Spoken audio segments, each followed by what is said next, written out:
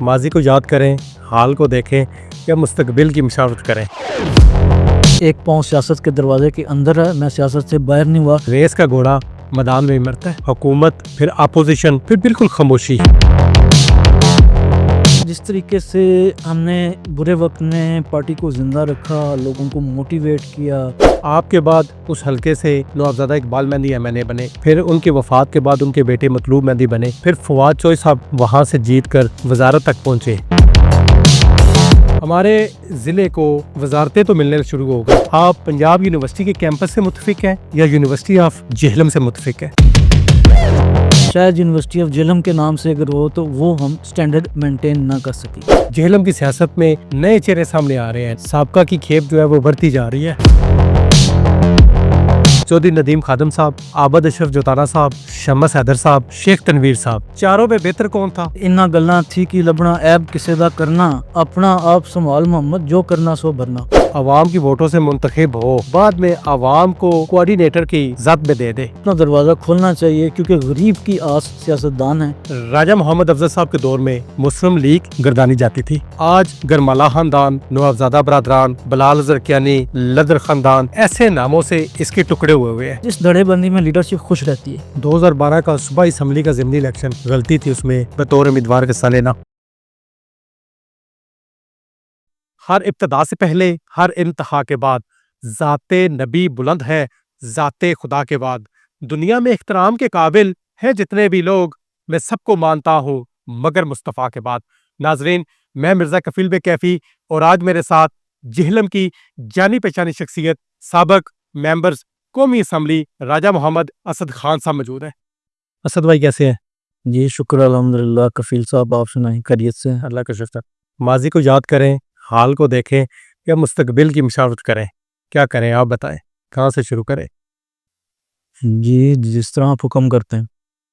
کوئی دور تھا کہ آپ دو بھائی جہلم کی تاریخ کے واحد ممبر قومی اسمبلی ہے جو ایک ساتھ رہے، حکومت پھر اپوزیشن پھر بالکل خاموشی۔ کتنا فرق دیکھتے ہیں تینوں میں؟ دیکھیں تینوں میں کوئی خاص فرق نہیں ہے، جو ہر دور کا ہر وقت کے اپنے تقاضے ہوتے ہیں۔ بعض لوگ وقت کے ساتھ بدلتے ہیں، بعض لوگ جو وقت بدلتا ہے اس میں نہیں ڈھل سکتے ہیں۔ تو میں ان لوگوں میں سے ہوں جو وقت کے تقاضے بدلے، میں ان کے مطابق نہیں ڈھل سکا، اور جو جس تیزی سے سیاست تبدیل ہوئی اور جو سیاست میں جو معیار تبدیل ہوئے اور جس طریقے سے سیاست میں رویے تبدیل ہوئے اور طریقہ کار تبدیل ہوئے، تو اس تیزی کے ساتھ ہم میں وہ تیزی نہیں آ سکی۔ رویے سیاست میں تبدیل ہونے کی وجہ کوئی جماعت ہے؟ دیکھیں عمومی طور پہ جو ایک ہر دور کا جسے آپ ٹرینڈ کہتے ہیں، جیسے سپورٹس میں ٹرینڈ آتے ہیں اور باقی چیزوں میں ٹرینڈ آتے ہیں، سیاست میں بھی ٹرینڈ آتے ہیں، اور جو کہ سوشل میڈیا اور دوسری چیزوں میں ان کا بھرپور کردار تھا، جس میں کہ اب ایک مثال کے طور پہ کہہ لیں کہ گاؤں میں یا محلوں میں دھڑوں کا ختم ہونا، جہاں پہ دھڑوں کی سیاست ہوتی تھی وہ ختم ہو گئی، یا آپ کے جو ذاتی کینڈیڈیٹ کے تعلقات کا یا لوگوں سے رابطے کا ووٹ ہوتا تھا وہ کم ہو گیا، پارٹی کا ووٹ زیادہ ہو گیا، پارٹیوں کی منوپلی زیادہ ہو گئی، اور جو امیدوار ہے اس کو اس طریقے سے پذیرائی نہیں ملی، یا اس کا ریشو ووٹوں میں اس طرح نہیں بڑھا اور پہلے سے کم ہو گیا۔ بلے میں پارٹیوں کا ووٹ زیادہ ہو گیا اور امیدوار کا ووٹ کم ہو گیا۔ امیدوار کا ووٹ کم ہو گیا۔ آپ 2002 میں پہلا الیکشن لڑے بطور امیدوار، آپ کا حلقہ پیڈیہان اور جہلم بلال ٹول سے شروع ہوتا تھا، کلوال تک جاتا تھا۔ یہ حلقہ اس وقت کتنا مشکل تھا، اور جس دور میں آپ نے پہلا الیکشن لڑا اور جیتا، آپ کے لیے کتنی مشکل تھی؟ کیونکہ مسلم لیگ نون کے لیے تو کافی مشکل دور تھا وہ۔ یہ ایک تو بالکل دور بہت مشکل تھا، اور پورے پاکستان میں مسلم لیگ کے لیے بہت مشکل تھا، فوجی دور تھا، اور پرانا فوجی دور بھی نہیں تھا، بالکل نیا فوجی دور تھا اور سختیاں تھیں، اور الیکشن میں جو ہے ریگنگ اور پہلے لوگوں سے وفاداریاں تبدیل کرانا، جیلوں میں بھیجنا، وہ بھی سارا کچھ موجود تھا، اور یہ ایک عمومی بات ہے پورے ہر ایک حلقے کے لیے۔ دوسرا یہ کہ یہ حلقہ ہمارے لیے اس وقت جو اس کی جو ٹرین تھی، جو علاقہ تھا، ذرا مشکل تھا، دونوں میں سے ایک بھی پل نہیں بنا ہوا تھا، اس کو کور کرنا بھی ذرا بہت زیادہ مشکل تھا۔ جب میں واپس پنڈ دارن خان سے جہلم شہر میں پہنچتا تھا تو بچے اسکولوں میں جا رہے ہوتے تھے پیچھے بستے باندھ کے، یعنی کہ صبح اگلے ایک دن صبح نکلتے تھے اور اگلے دن صبح 8-9 بجے ہمارا دن ختم ہوتا تھا 24 گھنٹے کے بعد۔ تو یہ اس لحاظ سے جو کور کرنا یہ اچھا خاصا مشکل تھا، اور میرے مدم قابل امیدوار جو کہ ہمارے ان لوگوں سے اچھے بھی تعلقات رہے تو وہ یہ بھی کہتے سنے گئے کہ یہ ہیلی کاپٹر کے بغیر اس وقت یہ حلقہ کور نہیں ہو سکتا، اور وہ بدقسمتی سے الیکشن بھی اسی موسم میں تھا جب برسات تھی، اور تو وہ اس لحاظ سے کافی مشکل تھا۔ دوسرا دیہی علاقہ تھا، لوگوں پہ بہت زیادہ پریشر تھا، اور دیہی علاقے کے لوگ جلدی پریشر میں آتے ہیں، تو کافی زیادہ لوگوں کو حوصلہ دینا اور خود بھی حوصلے میں رہنا، اور اس کے علاوہ جو ایک ہمیں بہت بڑا ایڈوانٹیج تھا وہ میرے والد صاحب کی نیک نامی تھی جو کہ پورے ضلع میں تھی۔ میں اس حلقے کا کینڈیڈیٹ نہیں تھا، لیکن جب گیا تو لوگ کہیں کہتے تھے کہ ہماری خواہش تھی کہ آپ ادھر آئیں اور ہمارے پاس الیکشن لڑیں ہیں۔ حالانکہ میرے والد صاحب نے کبھی وہاں سے الیکشن نہیں لڑا تھا، لیکن وہاں پہ نیک نامی میرے والد صاحب کی بہت زیادہ تھی، اس لیے وہ جو مشکلات تھیں وہ میرے والد صاحب کی نیک نامی کی وجہ سے اس قدر مشکلات مجھے نہیں لگیں جتنا کہ اگر کوئی اور کینڈیڈیٹ ہوتا تو اس کے لیے آتے۔ لیکن پھر جو آپ کے مد مقابل کینڈیڈیٹ تھے وہ 2008 میں آپ کے نیچے ایم پی اے آ گئے، حلقہ کیا اس وقت آسان ہو گیا یا اس وقت بھی مشکلات تھی؟ دیکھیں اس وقت 2008 کے بالکل اینڈ میں جا کے جو ہے کچھ آسان اس طریقے سے ہوا کہ ایک تو جو تحریک تھی چیف جسٹس والی وہ کامیاب ہو گئی، مشرف صاحب کی گرپ بہت کمزور ہو گئی، اور سیاسی لیڈران بے نظیر آئیں، ان کا اللہ تعالیٰ غریق رحمت کرے وہ شہید ہو گئی، لیکن ان کو آنے کی اجازت مل گئی، اور میاں نواز شریف صاحب بھی تھے، تو سیاسی ماحول کھل گیا تھا، الیکشن نسبتاً آسان ہو گیا تھا، اور پہلے 2002 کی نسبت جو ہے وہ ریلیٹیولی آپ کہہ سکتے ہیں کہ الیکشن اتنا مشکل نہیں تھا۔ آپ کے بعد اس حلقے سے نوابزادہ اقبال مہندی ایم این اے بنے، پھر ان کی وفات کے بعد ان کے بیٹے مطلوب مہندی بنے، پھر فواد چوہے صاحب وہاں سے جیت کر وزارت تک پہنچے۔ تحصیل پنڈ نادر خان کو ضلعی ہیڈ کوارٹر کے ساتھ ملانے کے لیے 2 رویہ سڑک کا پروجیکٹ فواد چوہے صاحب لے کے آئے۔ پروجیکٹ کتنا اچھا تھا، التوا کا شکار ہوا، کیا سمجھتے ہیں جس حکومت میں التوا کا شکار ہوا وہ اس کی قصوروار ہے؟ دیکھیں پہلے تو التوا تو پی ٹی آئی کے دور سے شروع ہوا کہ یہ پروجیکٹ ذرا لیٹ آیا، پہلے آ سکتا تھا، جس کی کئی وجوہات ہو سکتی ہیں۔ دوسرا جس طریقے سے اس کو شروع کیا گیا کہ سارا کچھ جو پہلے تھوڑی بہت سڑک ٹھیک تھی وہ بھی اکھاڑ دی گئی، اور وہ بارش میں دلدل بن جاتی ہے۔ اگر سیکشن وائز کی جاتی یا ایک سائڈ بنائی جاتی تو اتنے لوگوں کو تکلیف نہ ہوتی۔ تو ایک سیکشن جو ہے بیچ میں وہ سارا فلنگ والا ہے، اس کو کھول دیا گیا کیونکہ فلنگ میں پیسے زیادہ ہوتے ہیں، اس وجہ سے اس کو پہلے کھول دیا گیا، وہ سارا بھی خراب کر دیا گیا۔ اگر تھوڑا تھوڑا کر کے بنایا جاتا، پرانی سڑک چلتی رہتی، نئی ساتھ ساتھ بنتی رہتی، تو لوگوں کی تکلیف میں کمی ہوتی۔ باقی یہ بالکل ٹھیک ہے، کسی حکومت کا کوئی منصوبہ ہو اچھا ہو اس کی تعریف کرنی چاہیے، اور اگلے کو اس کی کنٹینیوٹی کرنی چاہیے، اس کو جاری رکھنا چاہیے، کیونکہ یہ کسی ایک پارٹی کے لیے سڑک نہیں ہے، کسی ایک بندے کے لیے نہیں ہے، یہ عوام کی سہولت کے لیے، اور اس میں جو ہے التوا ہوا، ظاہر ہے اس کو آج کی حکومت اس کی ذمہ دار ہے، اس کا التوا نہیں ہونا چاہیے تھا۔ بہرحال جو ہو گیا، اب اس کو پرائورٹائز کر کے اس کو پلیز بنایا جائے۔ میں اب ایک بڑی سپیڈ سے پنڈی میں مال روڈ کا جو ہے وہ انڈر پاس، انڈر بائی پاس ہاں بائی پاس بنا ہے، چھوٹا سا ہے، اس پہ تقریباً 1.5-2 ارب لگائے گئے اور بڑی جلدی بنا دیا گیا۔ اڈیالہ روڈ کا بھی اسی طرح بنایا گیا، اربوں کا منصوبہ فٹافٹ بنا گئی۔ تو یہ جو اتنے زیادہ لوگوں کو تکلیف ہے میں جب نون کا ایم این اے تھا تب بھی میں نے بیان دیا تھا کہ لاہور میں اگر کام ہو سکتے ہیں تو میرے حلقے میں کیوں نہیں ہو سکتے ہیں. یہ میرا اخبار میں بیان آیا تھا اور وہ آپ دیکھ سکتے ہیں میرے سوشل میڈیا پر بھی. میں اس وقت مسلم لیگ نون کا ایم این اے تھا اور لاہور میں زیادہ کام ہو رہے تھے. اب بھی یہ بات ہے، لاہور میں کام ہو رہے ہیں، پنڈی میں ہو رہے ہیں، اور چھوٹے جو پسماندہ علاقے ہیں ان کو نظر انداز کیا جا رہا ہے کہ وہاں پہ شاید سیٹیں کم ہیں یا وہاں پہ نظر نہیں آتا، اتنی پبلسٹی نہیں ہوتی. تو میرا بیان تب بھی وہی تھا جب شہباز شریف میری پارٹی کے وزیر اعلیٰ تھے. اب میں جب نون کا ایم این اے نہیں ہوں اور نون میں اس طرح شامل بھی نہیں ہوں، تب بھی میرا بیان وہی ہے. میرا بیان نہیں بدلا کہ آپ بڑے شہروں میں اگر کام ہو سکتے ہیں تو پسماندہ علاقوں میں کام ہونے چاہیے. اور میں نے شہباز شریف صاحب سے یہ میٹنگ میں بھی بات کہی تھی کہ اگر آپ پسماندہ علاقوں کا کام کریں گے تو بڑے شہروں کا بھی فائدہ ہوگا. بڑے شہروں کا فائدہ کیسے ہوگا کہ جو لوگ چھوٹی جگہ سے بھاگ کے بڑے شہروں میں جاتے ہیں، بڑے شہروں میں پریشر پڑتا ہے. جیسے آپ نے بارشوں میں دیکھ لیا آبادی کا پریشر کتنا پڑا، روزگار کا پریشر، ٹریفک کا پریشر. تو اگر آپ پسماندہ علاقوں میں ترقی کریں گے، وہاں پہ آپ ڈیولپمنٹ کریں گے تو بڑے شہروں کا بھی فائدہ ہوگا. لیکن اتنی دور اندیشی سیاستدانوں میں نہیں ہوتی، جن میں میں بھی شامل ہوں. وہ ایسا کام کرتے ہیں جو فٹافٹ سامنے نظر آئے، میٹرو ہو دوسرا ہو. لوگ جب چھوٹے شہر سے آئیں تو وہ کہیں واہ جی واہ نقشہ بدل دیا، اور اس چیز کو کہ ووٹ فوراً ملتے ہیں. پسماندہ علاقوں یا چھوٹے اضلاع میں کام نہ ہونے کی وجہ عام منتخب نمائندوں کا قصور نہیں گنتے؟ جی بالکل، ڈیفینیٹلی اس میں منتخب نمائندوں کا قصور ہے.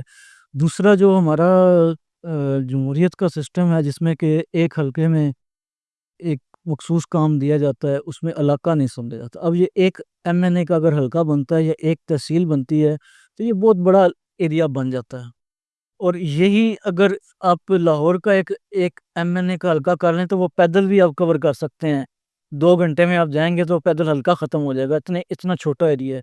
تو عوام اتنے ہی ہیں، اتنا پیسہ لگانے سے اس کی پبلسٹی زیادہ ہوتی ہے. اب جہلم کے 2 حلقے ہیں، ٹھیک ہے. اب کراچی کے حلقے یا لاہور کے حلقے، اور وہ لاہور جہلم کا علاقہ بڑا ہے، حلقے کم ہیں. تو اس میں جو آپ کو ووٹوں میں یا سیٹوں میں آ کے فائدہ ہوتا ہے نا، وہ بڑے شہر میں ہوتا ہے. ایریا وائز جب آپ دیکھتے ہیں کہ علاقہ تو بڑا ہے لیکن ہمیں ایک سیٹ ہی ملنی ہے اتنے پیسے لگا کے یا اتنا کام کر کے، تو اس لیے اس کو توجہ نہیں دی جاتی، جو کہ خود غرضی ہے. لالچ چاہے ووٹ کا ہو یا نوٹ کا ہو، وہ لالچ ہے. لیکن یہ خود غرضی نہیں کرنی چاہیے. پسماندہ علاقوں کو بھی اتنا ہی فنڈ دیا جانا چاہیے کہ جتنا بڑے علاقوں، چاہے وہ تعلیم کا ہو، چاہے وہ اس کا سڑکوں کا ہو، چاہے پانی کا ہو، چاہے دوسری چیزوں کا ہو. اور اس سے پھر میں گزارش کروں گا کہ بڑے شہروں کا بھی فائدہ ہوتا ہے کہ وہاں پہ پریشر کم پڑتا ہے، آبادی کا لوڈ کم پڑتا ہے. رائے صاحب، تحصیل پنڈر خان، تحصیل جہلم، تحصیل دینا، تحصیل سہاوا، 4 تحصیلیں ہمارے ضلع کو وزارتیں تو ملنے شروع ہو گئی. سابقہ دور میں بھی مل گئی، پی ٹی آئی کے دور حکومت میں، موجودہ دور میں بھی مل گئی. لیکن کیا سمجھتے ہیں یہ وزارتیں جہلم شہر یا ضلع جہلم کی عوام کے لیے کتنی مؤثر ثابت ہوگی؟ دیکھیں ابھی تو شروعات ہے، ابھی جو انصاف کی بات ہے ان کو بھی تھوڑا سا ٹائم دینا چاہیے. اگر تو جہلم کے لیے مؤثر ثابت ہوتی ہیں تو پھر تو میں کہوں گا کہ یہ بہت ہی اچھی بات ہے. لیکن یہ ابھی آگے کم از کم 2-3 سال اور دیکھنا چاہیے کہ جہلم کو اس کا کیا فائدہ ہوتا. راجہ محمد افضل صاحب، آپ کے والد گرامی جہلم میں ایک اچھا منصوبہ لے کے آئے، پنجاب یونیورسٹی کا کیمپس لے کے آئے جہلم میں. آج اس کا نام تبدیل کر کے یونیورسٹی آف جہلم رکھا جا رہا ہے. کیا سمجھتے ہیں آپ پنجاب یونیورسٹی کے کیمپس سے متفق ہیں یا یونیورسٹی آف جہلم سے متفق ہے؟ دیکھیں ابھی تک جو میری نظر سے نہیں گزرا کہ جہلم کی خبریں اخبار میں بھی کم آتی ہیں، تو سوشل میڈیا کی حد تک ہے. اگر یہ کیا گیا ہے تو یہ تھوڑی سی پیچیدہ بات ہے، کیونکہ یونیورسٹی صرف یونیورسٹی نام رکھ لینے سے نہیں ہو جاتی. اس میں آپ کو فیکلٹیز چاہیے، آپ کو سٹینڈرڈ چاہیے. اور جو ہے اگر آپ تو وہ سٹینڈرڈ مینٹین کر سکتے ہیں، آپ اس لیول کے ایگزامینیشنز لے سکتے ہیں، اس لیول کی ریسرچ آپ لا سکتے ہیں، پی ایچ ڈیز پروڈیوس کر سکتے ہیں، پھر تو ویل اینڈ گڈ ہے. یونیورسٹی آف جہلم ہو جائے تو کوئی حرج نہیں ہے. لیکن اگر آپ یہ سب کچھ نہیں کر سکتے، ساتھ اس کے آپ ایکسٹرا فنڈنگ نہیں لا سکتے، تو پھر جو بچے وہاں سے گریجویٹ ہوں گے ان کا نقصان ہوگا. کل کو وہ جاب کے لیے جائیں گے تو ان کی جو سی وی ہے یا جو نوکری کی درخواست ہے وہ ہو سکتا ہے وہ پرائیویٹ سیکٹر میں جائیں تو سائڈ پہ کر دی جائے, یا باہر ایڈمیشنس چاہیں تو اتنا ان کو اہمیت نہ ملے.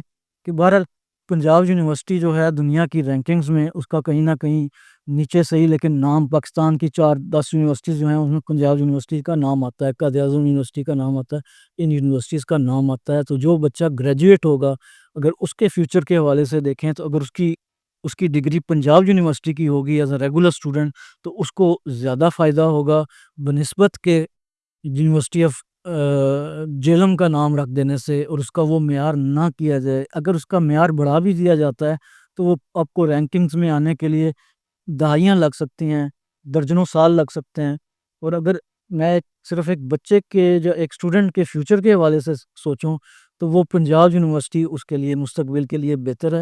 اور دوسرا سٹینڈرڈ بھی پنجاب یونیورسٹی کا شاید یونیورسٹی آف جیلم کے نام سے اگر ہو تو وہ ہم سٹینڈرڈ مینٹین نہ کر سکی. آپ کے دور حکومت میں کیمپس جیسا پروجیکٹ جہلم کو دیا گیا, کوئی مشکلات آئی تھی اس کو جہلم لانے کے لیے؟ دیکھیں اس کی مشکلات دو طرف سے تھیں, ایک جوڈیشری کی طرف سے اور دوسرا حکومتی لیول پہ ظاہر کوشش کرنی پڑتی ہے. جوڈیشری کی اس لیے کہ یہاں پہ کچہری شفٹ ہونی تھی تو اس میں ہمیں جوڈیشری میں بھی لابنگ کرنی پڑی, وکلاء کے ساتھ بھی لابنگ کرنی پڑی, اور انتظامیہ کو بھی قائل کرنا پڑا کہ یہاں پہ جو ہے وہ ایک کچہری کی ضرورت نہیں ہے اور جیلم میں ایک یونیورسٹی یا سب کیمپس کی ضرورت ہے تو اس کو بنایا جائے. تو اس سے لوگوں کا زیادہ فائدہ ہوگا, نہ کہ کچہری آپ باہر شفٹ کر دیں لوگ باہر جائیں تو وہ الٹا لوگوں کا نقصان ہوگا. اور تعلیم کی مد میں سمجھتا ہوں کہ کوئی میرا مخالف بھی ہے اگر اس نے بھی کوئی کام کیا تو وہ نیکی کا کام کیا, اگلی نسلوں کے لیے نیکی کا کام کیا. ابھی بھی جو کرے گا چاہے میرا مخالف ہوگا یا میرے ساتھ اچھا تعلق نہیں ہے تب بھی میں اس کی تعریف کر, اس میں کریڈٹ موسٹلی میرے والد راجہ محمد افضل خان صاحب کا جاتا تھا, جنہوں نے یہ سارا کچھ جو ہے اپنا سنگل ہینڈڈلی انہوں نے کیا اور ہمیں کچھ خاص کرنے کی ضرورت بھی نہیں پیش آئی. بس 1-2 میٹنگز کے علاوہ ہم کہیں بھی نہیں گئے. تو میں سمجھتا ہوں کہ تعلیم کی مد میں باقی سارے شعبے اہم ہیں, لیکن جو آپ کا صدقہ جاریہ ہے جو آپ کو نسلوں تک فائدہ دیتا ہے اور جو آپ کے نوجوانوں کو بے روزگار ہونے سے اور بے راہروی سے بچاتا ہے اور اپنا ان کو مالی طور پہ خود مختار بناتا ہے اور شعور لوگوں کو دیتا ہے اور قوم کو آگے ترقی پسند قوموں میں یا ترقی یافتہ قوموں میں شامل ہونے ہو سکتا ہے پاکستان, تو وہ تعلیم ہے. اس لیے جو تعلیم کی مد میں کوئی فنڈ آیا, کوئی کام آیا, چاہے کسی نے پرائمری اسکول بنایا یا یونیورسٹی بنائی, میں سب کو خراج تحسین پیش کرتا ہوں اور میں جہلم کا شہری ہونے کے ناطے میں سب کا احسان مانوں. رائے صاحب 10 سال پہلے جہلم کی سیاست میں پرانے چہرے بار بار سامنے آتے تھے, ابھی گزشتہ 10 سال سے جہلم کی سیاست میں نئے چہرے سامنے آ رہے ہیں, نئے لوگ ایم پی اے بن رہے ہیں, سابقہ کی کھیپ جو ہے وہ بڑھتی جا رہی ہے. کیا سمجھتے ہیں, آپ کیا سوچتے ہیں جب یہ نئے چہرے دیکھتے ہیں؟ لیکن نئے چہرے آنا, نئے لوگوں کا آنا میں سے خوشائند بھی سمجھتا ہوں. نئے لوگوں کو آنا چاہیے. سیاست میں کسی کی اجارہ داری نہیں ہے یا ٹھیکہ نہیں ہے, نہ ہم نے اپنے نام کوئی رجسٹری کرا لی ہے یا نہ اپنے نام انتقال کرا لیا ہے کہ یہ سیٹ میری ہے جی کسی اور کی نہیں. جمہوریت کا مطلب ہی یہ ہے کہ آج کوئی وزیر اعظم ہوگا کل کوئی ہوگا, آج کوئی کونسلر ہوگا کل کوئی ہوگا. اگر ایسا نہیں ہوتا, جیسا کہ سیاسی پارٹیوں کے اندر نہیں ہوتا, ایک سربراہ ہے تو وہی چل رہا ہے, تو وہ جمہوریت نہیں ہے. میں اس کو نیگیٹو کی بجائے پازیٹیو سمجھتا ہوں. نئے لوگوں کو آنا چاہیے اور نئے لوگوں کی سیاست میں دلچسپی ہے, یہ بھی اچھی بات ہے, کیونکہ نئے لوگ یہ بھی ہو سکتا ہے کہ وہ سیاست کو برا کہنا شروع کر دیں کہ ہم تو یہ تو برا کام ہے, اس میں نہیں آتے. یہ بھی ایک خوشائند بات ہے کہ نئے لوگ آ رہے ہیں, اس کام کو اچھا سمجھ رہے ہیں اور نئے لوگوں کی سوچ نئی ہوتی ہے اور امید اور توقع یہ ہوتی ہے کہ نئے لوگوں کی سوچ ہم سے بہتر ہوگی اور وہ بہتری ہم سے زیادہ بہتری لا سکیں گے. ضلع جہلم کے بے شمار نام ایسے ہیں جن کو سیٹ کوئی ملی, وہ ایم پی ایز ہو یا ایم این اے ہو, وہ آپ کے گھر سے اٹھا, وہ نام ہی آپ کے گھر سے نکلا اور ممبر بن کے کسی اسمبلی کے. آج وہ رابطے میں ہے یا کارکن رابطے میں ہے؟ جی دیکھیں, رابطوں میں کوتاہی میرے سے بھی ہوتی ہے اور ہوگی لوگوں سے بھی ہوتی ہے. دوسرا میں نے ٹائم اتنا چینج ہو گیا ہے, مصروفیات لوگوں کی اس طرح ہو گئی ہیں, انگزائٹیز اس طرح کی ہو گئی ہیں کہ اس طرح لوگ جو ہے وہ رابطہ نہیں رکھتے. دوسرا جو ہیں ہم جو پرانے سیاسی نمائندے جو بھی, ہم بھی اب وہ اس چیز سے کتراتے ہیں کہ لوگ کاموں کے لیے آتے رہیں تو ہم ساری زندگی کام ہی کرتے رہیں. تو وہ تھوڑا سا ٹائم جو ہے وہ چینج ہو گیا ہے. ہر وقت کا میں نے پہلے گزارش کی, اپنے تقاضے ہوتے ہیں, رابطے ہیں بھی الحمدللہ, جدھر ملتے ہیں میں بھی عزت سے ملتا ہوں, وہ بھی عزت سے ملتے ہیں, ہمارے اسی طرح روابط ہیں. صرف یہ ہے کہ اپنے میں اس طرح ایکٹیو نہیں ہوں, اور وہ جو ہیں لوگ بھی اس طرح کے, اب وہ سیاست نہیں رہی, یا اس طرح کی سیاست جیسے میں نے کہا دھڑے کی سیاست یا ڈیروں کی سیاست, اب وہ نہیں رہ گئی. جیسے 4 نام ایسے ہیں جو آپ کے ساتھ ڈائریکٹ منسلک رہے سیاست میں, آپ کے نیچے انہوں نے انتخابات میں حصہ لیا. چودھری ندیم خادم صاحب, عابد اشرف جوتانا صاحب, شمس حیدر صاحب, شیخ تنویر صاحب. چاروں میں بہتر کون تھا؟ آج آپ کے رابطے میں کون ہے؟ اور سیاست میں اچھا مستقبل آپ ان چاروں میں کس کا دیکھتے ہیں؟ ٹھیک ہے, یہ آپ نے جو ہے پازیٹیو سوال پوچھا, اچھے کی بات پوچھی. دوسرا وہ کوئی برائی والی بات نہیں پوچھی. تو میاں محمد بخش صاحب نے کہا ہے کہ انہاں گلاں تھی کی لبنا عیب کسے دا کرنا, اپنا آپ سنبھال محمد جو کرنا سو بھرنا. تو میں تو ان سب کو اچھا سمجھتا ہوں.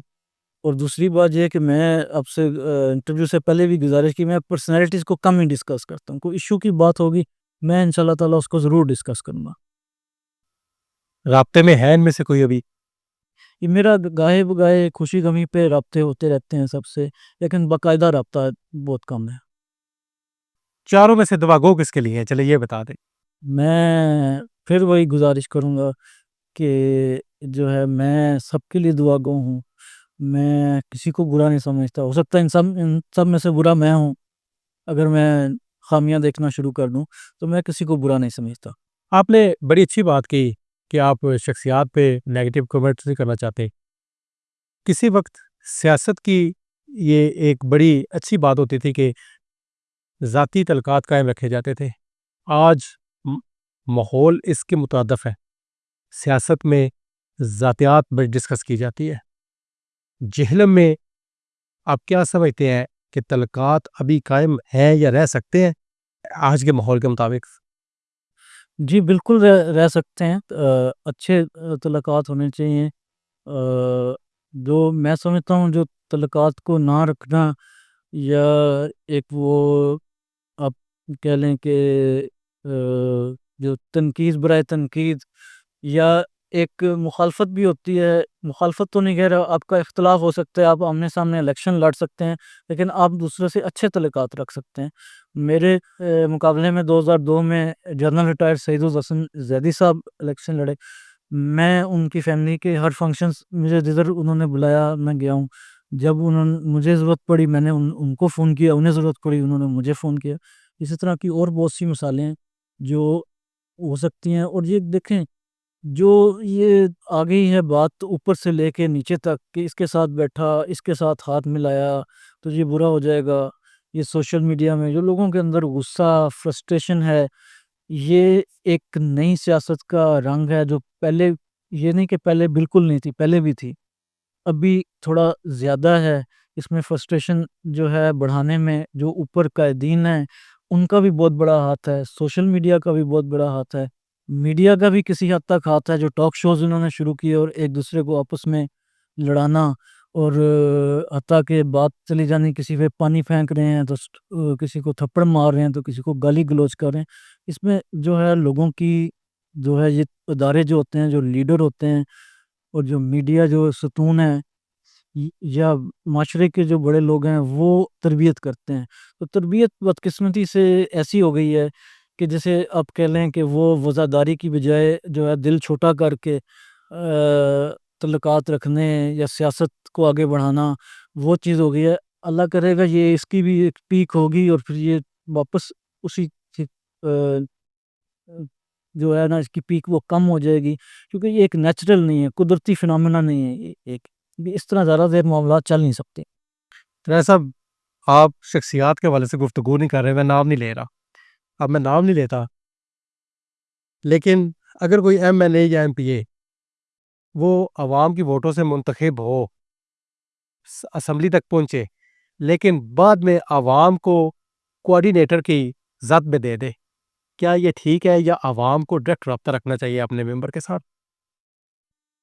دیکھیں، پہلے میں نے آپ سے گزارش کی، دنیا کا کوئی بھی سوال کرنا وہ آپ کا حق ہے، جواب میں کیا دوں گا یا نہیں دوں گا وہ میرا حق ہے۔ 50% آپ کے پاس ہے، 50% میرے پاس ہے، 50-50 یہ انصاف والی بات ہے۔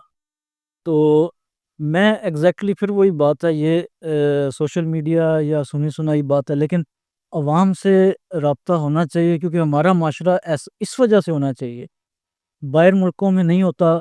میں ایک فارن افیئرس کی اسٹینڈنگ کمیٹی کا ممبر تھا، اپوزیشن میں تھا، لیکن تو یو کے کی آئی تھی، ان سے میں نے کہا کہ میرا عوام سے اس طرح رابطہ، تو وہ دوسرے گورے کو کہنے لگ پڑا کہ دیکھو یہ کیا کہہ رہا ہے کہ اس کا عوام سے اس کو رابطہ رکھنا پڑتا ہے اور اتنا زیادہ رکھنا پڑتا ہے، لوگ تھانے کے کام بھی آتے ہیں۔ کہ وہ گورا کہتا ہے میرا بھی یہ حال ہے، کیونکہ یو کے میں میرے ووٹر ہیں وہ پاکستانی ہیں زیادہ، مجھے یو کے میں بھی تعلقات رکھنے پڑتے ہیں۔ تو ہمارا معاشرہ یا ہمارے وہ چیزیں وہ ابھی ہم یورپ یا وہاں پہ نہیں پہنچے۔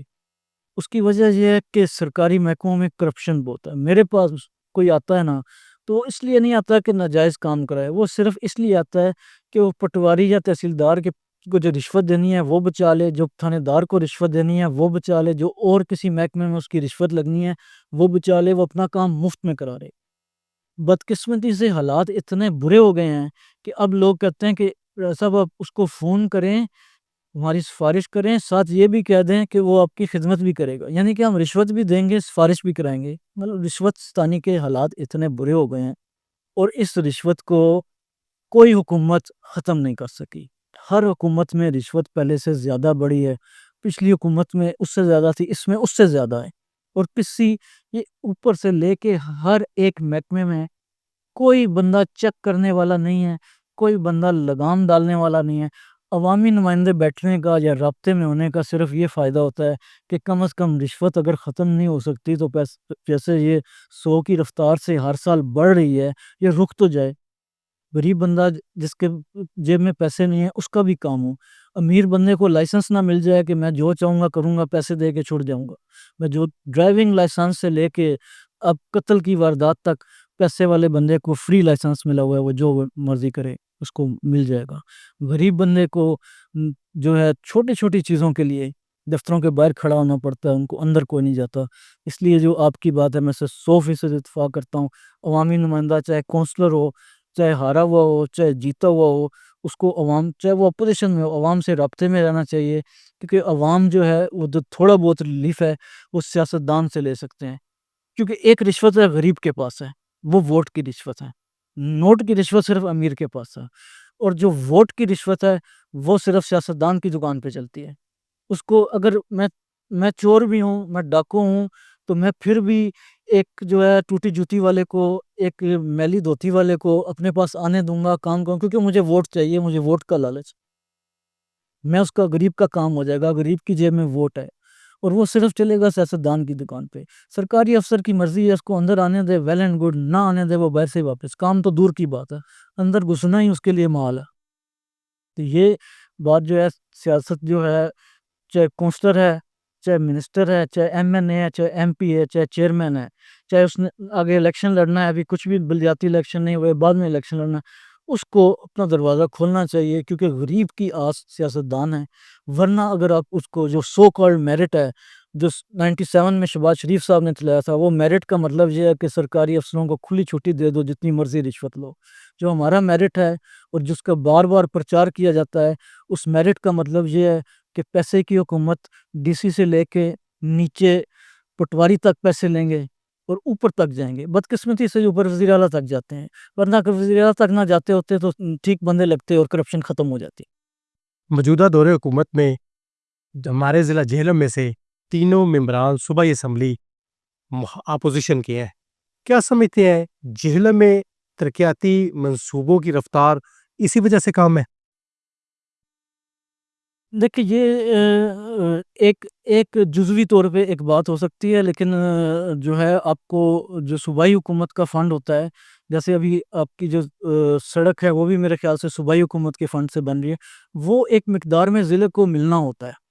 ہاں یہ بات ہوتی ہے کہ اگر جو ایم پی اے بیٹھے ہوتے ہیں تو وہاں پہ لوگ وہ دفتروں میں جاتے ہیں، ملتے ہیں، اسمبلی میں وزیر اعلیٰ سے مل سکتے ہیں، وہ ذرا اور بات ہو سکتی ہے۔ لیکن ایم این اے یا ہارے ہوئے ایم پی اے پہ بھی کوئی پابندی نہیں ہے کہ وہ جا کے ملے اور اپنے فنڈز کی بات کرے، اپنے فنڈز کی بات اٹھائے۔ میں سٹنگ ایم این اے تھا، ہارا ہوا بھی نہیں تھا، میں نے اخبار میں دے دیا تھا کہ بھائی لاہور میں کام ہو سکتے ہیں۔ اگر آپ نہیں کر سکتے تو آپ کم از کم بیان تو دینا کہ ہمارے کام نہیں ہو رہے، ہمارے ساتھ وزیر اعلیٰ صاحبہ یا صاحب ہیں یا وزیر اعظم صاحب ہیں زیادتی کر رہے ہیں۔ عوام کے سامنے تو آپ سچے ہوں کہ ہم مانگتے ہیں، وہ ہمیں فنڈ نہیں دیتے، اب اپنے بیانات دیں۔ رائے صاحب، اب آپ کے حکم کے مطابق میں شخصیات کو ڈسکس نہیں کر رہا، لیکن راجہ محمد افضل صاحب کے دور میں مسلم لیگ یا مسلم لیگ نون گردانی جاتی تھی۔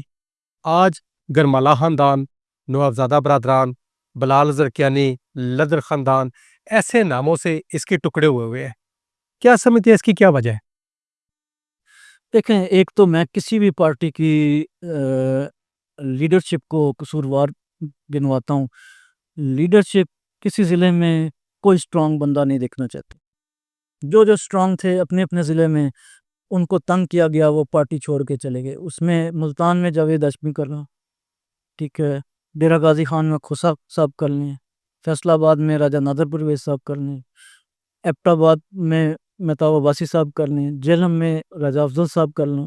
اس طرح بات جو ہے، جو لیڈرشپ ہے وہ کسی ایک شخص کو سٹرونگ نہیں دیکھنا چاہتی۔ وہ چاہتے ہیں کہ جب کوئی ایک شخص سٹرونگ ہوگا تو ہم سے ڈیمانڈ کرے گا کہ یہ عوام کے مسائل ہیں، یہ فنڈنگ ہے، یہ ہونا چاہیے، لوگوں کو تکلیف نہیں ہونی چاہیے۔ تو میں جو دھڑے بازی ہے پارٹی میں، اس کا میں سب سے بڑا قصوروار لیڈرشپ کو گردانتا ہوں، ان کی تنگ نظری کو گردانتا ہوں، اور وہ اس لیے کہ لوگ ہمارے سامنے ہاتھ باندھ کے بیٹھے رہیں اور کوئی بات نہ کریں، مضبوط لوگوں کو وہ سائڈ پہ کر دیتے ہیں، تو وہ اس دھڑے بندی میں لیڈرشپ خوش رہتی ہے۔ مختلف دڑا بندی سے جو جماعت کے کارکن ہوتے ہیں یا جماعت کے ساتھ جو مخلص ساتھی ہوتے ہیں، کیا سمجھتے ہیں ان کی مشکلات میں اضافہ نہیں ہوتا؟ دیکھیں، جو مخلص ہوتے ہیں نا، وہ بھی جماعت کے ساتھ مخلص نہیں ہوتے، ایک شخصیت کے ساتھ مخلص ہوتے ہیں۔ اب نواز شریف کا مطلب ہے، مسلم لیگ نون کا مطلب ہے نواز شریف۔ عمران خان کو اگر آپ پی ٹی آئی سے مائنس کر دیں تو پی ٹی آئی مائنس ہے۔ یہاں پہ جماعت کا ووٹ نہیں ہے۔ باقی ملکوں میں جو جماعت کا کونسلر کا بھی الیکشن ہوتا ہے تو لوکل پہلے الیکشن ہوتا ہے، وہ جس کو ووٹ دیتے ہیں وہ پھر کونسلر کا ٹکٹ اس کو ملتا ہے۔ ایم این اے کا ووٹ ٹکٹ اس کو ملتا ہے جہاں پہ لوکل لوگوں کو لوگ الیکٹ کرتے ہیں، اکٹھے ہوتے ہیں، ووٹ ڈالتے ہیں، اس کو ایم این اے کا ایک ایک شخص پارٹی کا ممبر ہوتا ہے۔ یہاں پہ فیصلے ہوتے ہیں لاہور میں، ٹھیک ہے، اور دوسرے بڑے شہروں میں، کراچی میں، وہاں پہ جو ٹکٹ لیں گے اور فخر سے لوگ کہتے ہیں کہ ہمیں ٹکٹ وہاں سے دیا گیا۔ پارٹیوں کے اندر جمہوریت نہیں ہے، بت پرستی ہے۔ ایک شخص کے جو عوام بھی ہے وہ کہتے ہیں جی ہمارا لیڈر پتھر کو بھی ووٹ دے دے، ہم اس کو ڈال دیں گے۔ اب جو کینڈیڈیٹ ہے اس کو پتہ ہے کہ میں اگر اس کی مرضی کے، اس کے لیڈر کی مرضی کے ٹکٹ پہ آ گیا، کام نہ بھی کیا، اس نے مجھے ووٹ دے دینا ہے۔ اگر میں اس کے کام کرتا بھی رہا اور اس نے جو ہے میں اس کی مرضی کی پارٹی میں نہ آیا تو اس نے مجھے ووٹ نہیں دینا۔ تو وہ عوام کے ساتھ کیسے ان ٹچ رہے گا، کیسے کام کرے گا؟ کیونکہ جو نمائندہ ہے وہ بھی انسان ہے، جو پارٹی کا لیڈر ہے وہ بھی انسان ہے، اختلاف ہو سکتا ہے۔ بجائے اس کے کہ لوگ اس چیز کو ضرور دیکھیں کہ یہ پارٹی ہے، یہ لوگ ہیں، یہ بھی دیکھیں کہ شریف کون ہے، لوگوں کے کام کون آتا ہے، ریپوٹیشن کس کی اچھی ہے، لوگوں کو تنگ کون نہیں کرتا، کس کے شر سے لوگ بچے ہوئے ہیں۔ لوگ یہ چیز بھی دیکھیں۔ لوگ جب جنرل الیکشن کا ماحول آتا ہے اور وہ جب دمادم مست کلندر ہوتا ہے تو وہ اپنی عقل کو تالا لگا کے چابی لیڈر کے حوالے کر دیتے ہیں، کہتے ہیں چاہے تم کسی ڈاکو کو ووٹ کو ٹکٹ دو، کسی کو بھی دو، ہم اس کو ووٹ دیں گے۔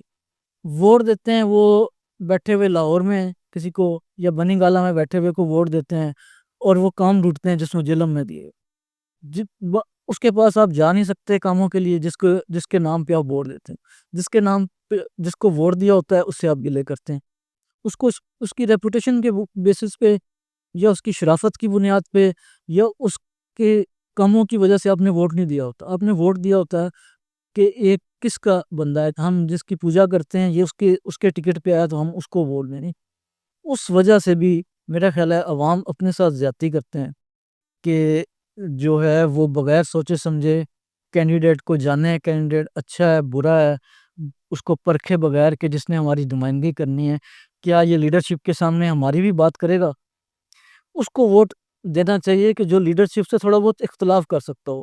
یہاں پہ جو لیڈرشپ سے اختلاف کر سکتا ہو اس کو غدار بولتے ہیں.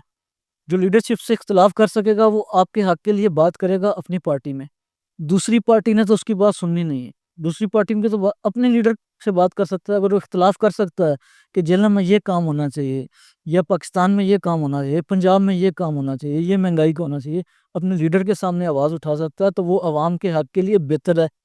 یہاں عوام اس کو ووٹ دیتے ہیں جو کہ اپنے لیڈر کے سامنے دونوں ہاتھ باندھ کر کے سر جھکا کے کھڑا رہتا ہو اور ہر بات پہ یس سر کر کے واپس آ جاتا ہو. راجہ محمد افضل صاحب کی عوام کے ساتھ محبت یا عوام کی ان کے ساتھ محبت, اس کا بھی حل یہی تھا کہ وہ الیکشن پہلا غیر جماعتی لڑے تھے. دیکھیں جس ٹائم راجہ افضل صاحب نے سیاست شروع کی تو راجہ افضل صاحب کا اپنا ووٹ تھا, اپنا دھڑا تھا. پھر راجہ افضل صاحب نے جب میاں نواز شریف کے ساتھ وابستگی ہوئی, اس وقت مسلم لیگ تھی اور آئی جے آئی تھی, تو راجہ افضل صاحب نے سنسیئرلی اپنے تن من دھن سے نواز شریف صاحب کے لیے اور آئی جی آئی کے لیے کام کیا. اور اس کا نقصان راجہ افضل صاحب کو یہ ہوا کہ جو انہوں نے لوگوں کو موٹیویٹ کیا, ان کو ان کے ذہن میں جو پارٹی کی ڈالی تو وہ اس حد تک ان کو موٹیویٹ کیا کہ جب راجہ افضل صاحب نے پارٹی چھوڑی تو سب کے سب مسلم لیگ نون کے ہو چکے تھے یا نواز شریف صاحب کے ہو چکے تھے تقریباً زیادہ تر لوگ. تو راجہ صاحب کو پارٹی میں اور پارٹی پولیٹکس کرنے کا نقصان ہوا, اپنا دھڑا قائم نہیں رہ سکا, اپنا ووٹ بینک قائم نہیں رہ سکا. کہ وہ ایک یہ بھی حقیقت ہے کہ راجہ افضل صاحب بھی بڑے ان کی دوستی تھی اور بڑے ڈائی ہارٹ میاں نواز شریف صاحب کے ساتھ تھے, جس کا انہوں نے پارٹی کو ہر موقع پہ پارٹی کو فائدہ پہنچایا, پارٹی کو پروموٹ کیا, میاں نواز شریف صاحب کو پروموٹ کیا. اپنی پروموشن اس طرح نہیں کی کہ جس طریقے سے کرنی چاہیے تھی. جتنی میاں برادران کے سامنے راجہ محمد افضل صاحب کی اہمیت تھی, کیا جیل میں کوئی اور بھی ایسی شخصیت تھی جنہیں میاں صاحب ذاتی طور پہ جانتے تھے یا وہ ذاتی طور پہ میاں صاحب سے مل سکتے تھے؟ دیکھیں مل تو سکتے ہوں گے, لیکن جو میاں نواز شریف صاحب کے ساتھ ان کی قربت تھی وہ اس وقت سے تھی جب وہ میاں نواز شریف صاحب ایم پی اے بھی نہیں بنے تھے. اور وہ ہمارے پاس جو ہے وہ اس وقت تھے جب وہ خود میاں نواز شریف صاحب ہمارے گھر آیا کرتے تھے, جب وہ خود اکیلے گاڑی ڈرائیو کر کے آتے تھے. ٹھیک ہے, ہم نے اس وقت بھی دیکھا ہے میاں نواز شریف صاحب کو. اس وقت تو قربت تو دور کی بات ہے, میاں نواز شریف صاحب کو بھی کوئی نہیں جانتا تھا. پھر جب یہ تو بعد میں جب وہ منسٹر بنے, پھر اس کے بعد وزیر اعلیٰ کے کینڈیڈیٹ بنے, تو والد صاحب نے ان کے پہلے الیکشن میں بہت زیادہ کیمپین کی, ان کو ایم پی ایس کے ووٹ دلائے, ضلع جہلم سے بھی باہر بھی ان کی بالکل ایک منون ان کی جو ہے وہ سپورٹ کی. اور اس طریقے سے وہ جو کہتے ہیں کہ وائب یا وائبریشن, وہ تو پاکستان میں بھی شاید ہی کم لوگوں کی ہو سکتی ہو, جو میں نے اپنی آنکھوں سے دیکھا ہے کہ جو راجہ محمد افضل خان صاحب کی تھی. اور وہ جو جس طریقے سے ان کے تعلقات تھے وہ مسلم لیگ نون میں بھی شاید اتنے قریبی تعلقات نہیں تھے. میں جب 2008 میں دوسری بار ایم این اے بنا تو میں نے کوئی وزارت کی درخواست نہیں کی, لیکن میرا خود ہی میاں نواز شریف صاحب نے ٹی وی پہ وفاقی نام چلا دیا, حالانکہ اتحاد میں ہمیں صرف 10 منسٹریز ملی تھی, پیپلز پارٹی کے ساتھ جاتا تھا, اور میرا وفاقی وزیر کے طور پہ نام آ گیا. اور جو مجھے منسٹری دی جا رہی تھی, میرے والد صاحب نے کہا کہ یہ منسٹری ہمیں نہیں چاہیے. یعنی کہ میں ایک ینگسٹر تھا اور مجھے وفاقی وزیر, منسٹر آف اسٹیٹ بھی نہیں, وفاقی وزیر بنایا جا رہا تھا.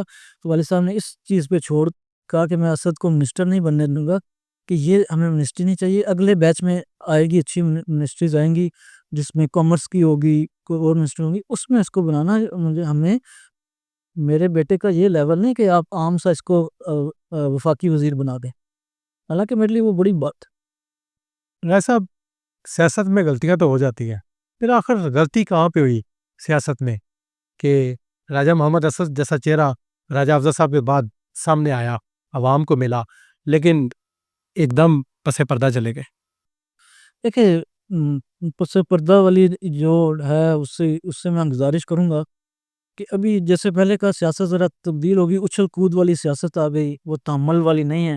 اس لحاظ سے جو ذرا تحمل سے اور آرام سے خاموشی سے سیاست کرتا ہے تو اس کو پس پردہ کہہ دیا جاتا ہے، کیونکہ سیاست وہ آگے سوشل میڈیا والی اور ایسی حرکتیں کر دیں کہ جو کہ عوام کو اس میں کوئی فائدہ نہ ہو لیکن عوام کی نظر میں آ جائے، تو وہ اس لحاظ سے واقعی پس پردہ ہے. لیکن یہ کہ عوام سے اگر کہے کہ رابطہ توڑ دیا ہے یا اپنا دروازے بند کر دیے ہیں یا ڈیرا بند کر دیے، وہ اس بات سے میں معذرت کے ساتھ اختلاف کروں گا. لیکن ہاں یہ بات آپ کی ٹھیک ہے کہ جو نئے دور کے تقاضے ہیں اس تقاضوں پہ پورا نہیں اتر رہی. 2012 کا صوبائی اسمبلی کا ضمنی الیکشن سمجھتے ہیں کہ آپ کے گھر کی غلطی تھی اس میں بطور امیدوار کے حصہ لینا؟ لیکن میں اس کو پہلے بھی میں نے کہا یہ پرانے کا بھی رائٹ ہے، نئے کا بھی رائٹ ہے، تو میں غلطی ایک تو میں ویسے نہیں کہہ سکتا. دوسرا میرے جو ہے میں اتنے انہوں نے ساری زندگی اچھے فیصلے کیے ہیں، ٹھیک ہے، اور میں ایک فیصلہ جو نہ کوئی اتنا زیادہ اچھا میں اس کو برا نہیں کہوں گا لیکن اتنا زیادہ اچھا نہیں ہے، میں اس کو ڈس اون کرنا شروع کر دوں، یہ بڑی زیادتی ہوگی. جماعت کے ساتھ اختلاف وہاں سے بڑھے؟ جماعت کے ساتھ اختلاف تھوڑا پہلے سے بڑھ گئے تھے، مطلب کہ جس طریقے سے ہم نے موٹیویٹ کیا لوگوں کو اور جس طریقے سے ہم نے احتجاج میں حصہ لیا، مثلا مشرف دور میں جو جلم سے احتجاج ہوتا تھا پورے ضلع جلم سے، اور صرف ایک تاریخ چیف جسٹس کی تاریخ کا دیتا ہوں کہ کوئی کتنی ہی روز تاریخ ہوتی تھی، میں روز جلم آتا تھا، روز پورے ضلع سے صرف میں بندے لے کے جاتا تھا. آپ کو SHO نے گرفتار بھی کیا تھا؟ ہاں، وہ 2 مرتبہ میں لاہور بھی ارسٹ ہوا، یہاں بھی ارسٹ ہوا، مفرور بھی رہا، مفروری بہت کاٹی. تو اس طریقے سے جس طریقے سے ہم نے برے وقت میں پارٹی کو زندہ رکھا، لوگوں کو موٹیویٹ کیا اور سارا کچھ کیا، اس طریقے سے جو جیلم کے لوگوں کو، جیسے پہلے میں نے کہا، میں نے اخبار میں بیان دے دیا کہ لاہور کام ہو سکتے ہیں تو جیلم میں کیوں نہیں ہو سکتے.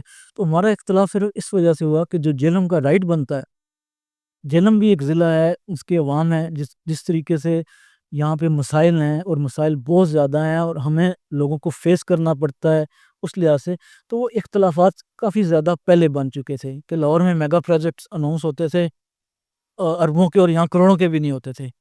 تو وہ اختلاف بیسیکلی اس چیز سے بنے تھے کہ جو جیلم کو اس کا رائٹ تھا وہ نہیں دیا جا رہا تھا. فواد صاحب بھی یہی جنگ لڑتے چلے گئے، وزارت آئی ان کے پاس، پھر وہ وزارت سے ہٹ گئے کہ جیلم کو جیلم کا حق نہیں مل رہا. لیکن یہ جیلم کو جیلم کا حق کب ملے گا؟ دیکھیں وہی کافی پہلے لمبی گزارشات آپ سے کی ہیں کہ جو ہے وہ توجہ بڑے اضلاع پہ دی جاتی ہے کیونکہ وہاں پہ سیٹیں زیادہ ہیں، تھوڑے سے علاقے میں بہت زیادہ ووٹ ہوتے ہیں.